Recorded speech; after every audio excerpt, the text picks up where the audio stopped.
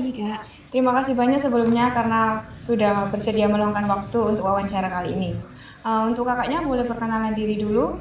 Namanya siapa, sekarang kerja sebagai apa dan di mana? Saya Ali. Halo teman-teman, saya sedang bersama narasumber kedua kami yang bekerja di salah satu coffee shop Surabaya. Boleh pengenalan dulu namanya siapa, bekerja di mana, dan sebagai apa? Oke, pertama perkenalkan nama saya Ako Felix Andriano, biasa dipanggil Felix. Saya sebagai part-time di Coffee at Five Surabaya. Apa yang membuat Anda memilih bekerja sebagai paruh waktu di tempat ini? Buat ngisi waktu kosong sih, Kak. Soalnya kan aku masih semester awal nih. Belum banyak tugas-tugas yang jibun belum. Jadi buat ngisi waktu aku lebih milih untuk kerja. Alasan kenapa saya milih kerja di sini, yang pertama itu biar ada uang tambahan mungkin. Yang kedua yang paling penting untuk memenuhi kebutuhan saya selama di Surabaya ini juga. Oke. Biasanya dalam satu hari kerja itu berapa jam ya Kak? Dan untuk satu minggu itu biasanya berapa hari kerja Kak? Biasanya aku 9 jam kerja untuk satu minggu full kerjanya. Untuk liburnya biasanya tuh 2 minggu sekali. Untuk jam kerja di sini itu kita 7,5 jam. Dan untuk hari itu kita seminggu itu kita isi 3 hari atau 4 hari. Jadi liburnya juga mengikuti dari jam masuk kerja. Terus apakah jam kerja ini sudah ditentukan oleh dari awal atau tempat kerjanya suka berubah kayak gitu? Untuk jam kerja itu sudah ditentukan dari awal, Kak. Jadi sebelum aku mendaftar ke kafe ini, jadi udah ditanya kayak kamu itu mau jam kerja berapa? Karena saya nyesuaiin, saya mahasiswa juga, saya nyesuaiin sama jam mata kuliah saya. Jadi misalnya saya nggak bisa sore, itu diganti ke si pagi saya gitu kan. Sebenarnya udah ditentukan sejak awal. Tapi kadang ada juga yang berubah sesuai dengan kebutuhan tempatnya. Oh gitu. Kalau ada perubahan mendadak dari tempat kerja, biasanya itu diberitahu jauh-jauh hari atau mendadak pada waktu itu Kak? Diberitahu jauh-jauh hari sih, Kak. Kalau perubahan jam kerja udah diberitahu dari awal-awal hari. Lanjut ya Mas. Terus selama jam kerja biasanya dapat waktu istirahat berapa lama dalam satu hari? Untuk jam istirahat itu di SOP kafe kita itu sebenarnya 1 jam. Cuman karena aku bilang mungkin kerja di kafe ini santai, agak santai. Jadi kehitungnya istirahat itu setiap jam lah gitu Kak. Sebelumnya sih kita tuh belum ada jam break kan, tapi kemarin ada usulan buat adanya jam break. Itu jadinya kita dikasih jam break itu 1 jam per hari. 1 jam per hari. Berarti kalau soal hari libur dari awal udah dikasih tahu jadwalnya sejak awal atau fleksibel? Jadwalnya itu udah diberitahu dari hari Minggu. Jadi itu buat Senin, Selasa sampai Minggu itu udah dikasih tahu dari minggu sebelumnya. Untuk satu sebulan sebelumnya tuh bisa request. Jadi ntar kalau dibikinin jadwal itu bisa langsung diganti sesuai yang kita mau. Tapi kalau udah tentu udah keluar jadwalnya, kita nggak bisa Bisa request lagi ya, oke. Kalau misalnya Anda butuh libur mendadak gitu ya, biasanya komunikasinya tuh seperti apa sih sama ownernya gitu? Apakah ownernya ini tuh responsif? Untuk ownerku sendiri sih alhamdulillah responsif. Jadi kalau misalnya kita sakit atau ada acara keluarga yang benar-benar mendesak, kita izin tuh masih boleh. Asalkan alasannya yang jelas. Untuk itu kita komunikasinya dari grup WhatsApp kita sendiri Kak. Karena di situ ada yang khusus untuk membuat jadwal. Jadi kita request lah di hari itu kita mau off-nya di hari apa. Jadi mau masuk di hari apa dan shift berapa. Jadi kita langsung chatan aja. Sekarang kita masuk ke soal pengupahan ya. Sebagai pekerja paruh waktu nih, di tempat kerja Anda itu dibayarnya berdasarkan sistem per jam, per shift, atau ada kesepakatan lain dengan ownernya?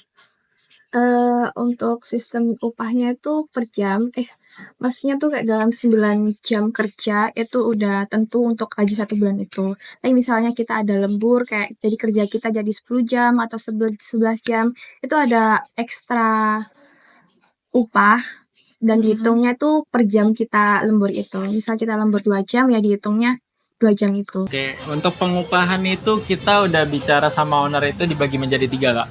Jadi yang pertama itu gaji pokok, yang kedua itu gaji setiap hari shift masuk, dan yang ketiga itu untuk komisi penjualan.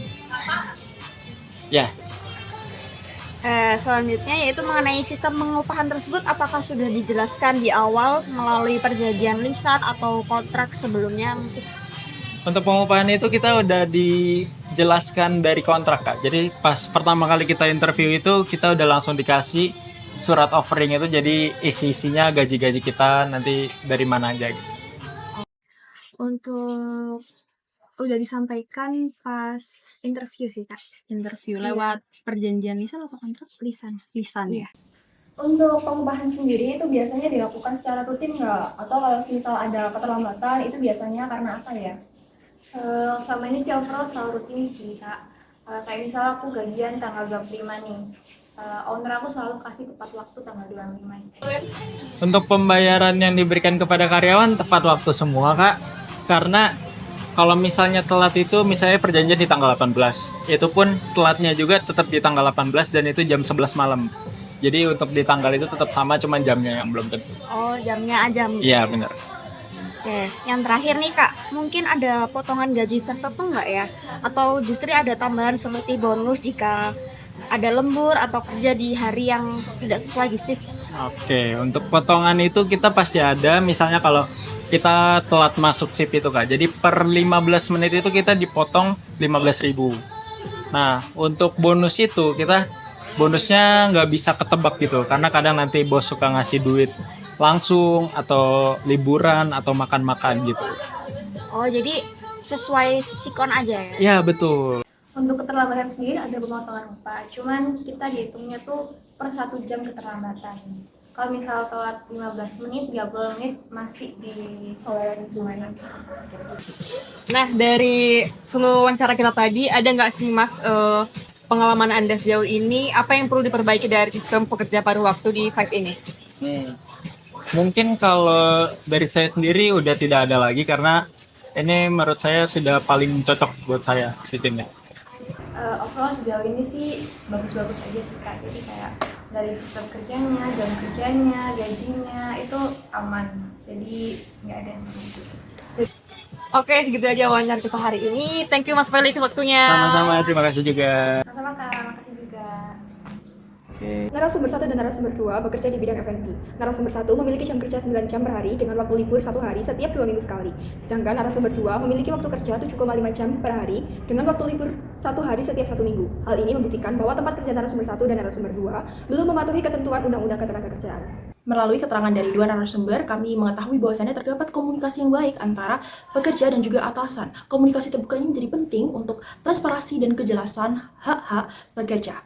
Pemberian hak cuti merupakan kewajiban dan menjadi hak-hak dari pekerja sesuai dengan Undang-Undang Cipta Kerja maupun Ketenagakerjaan. Waktu istirahat dan hari libur. Wawancara dengan narasumber tersebut memperlihatkan pelaksanaan jam istirahat dan hari libur di tempat kerja yang belum sepenuhnya sesuai dengan Undang-Undang Nomor 13 Tahun 2003 tentang Ketenagakerjaan. Perihal hari libur, tempat kerja narasumber 1 memiliki sistem request atau permintaan libur 1 bulan sebelumnya dan adanya tanggapan cepat untuk izin mendesak selama memiliki alasan yang jelas. Untuk tempat kerja narasumber 2 memiliki sistem yang fleksibel serta komunikasi cukup menggunakan WhatsApp group untuk permintaan izinnya. Namun pemilik kerja responsif terhadap permintaan izin libur pekerja asal dengan alasan yang jelas. Dalam wawancara pertama terhadap berdasarkan pertama, kami mendapatkan bahwa pembayaran gaji dilakukan tepat waktu di tanggal yang sama di setiap bulannya meskipun terdapat perbedaan jam. Hal ini telah menunjukkan adanya kepatuhan terhadap pasal 55 PP 36 tahun 2021 yang mewajibkan pemberi kerja membayar upah di tanggal yang sudah dijanjikan. Pada narasumber kedua, kami mendapat bahwa terdapat pemotongan gaji sebesar 15.000 jika keterlambatan 15 menit. Hal ini harus dilakukan secara hati-hati karena pemotongan upah harus dilakukan dengan dasar dan perhitungan yang jelas dan disertai bukti-bukti yang menunjukkan adanya kerugian atau menyalahi aturan internal perusahaan yang telah disepakati sebelumnya. Pemberian bonus didasarkan pada pencapaian target harian dan kerja lembur dengan kompensasi finansial secara langsung yang mencerminkan penerapan prinsip remunerasi berbasis kinerja secara sah. Berbeda dengan hasil wawancara dengan narasumber 2, pemberian bonus bersifat tidak tetap dan terkadang hanya pemberian trip liburan, sehingga tidak terdapat skema bonus finansial yang diatur secara tertulis.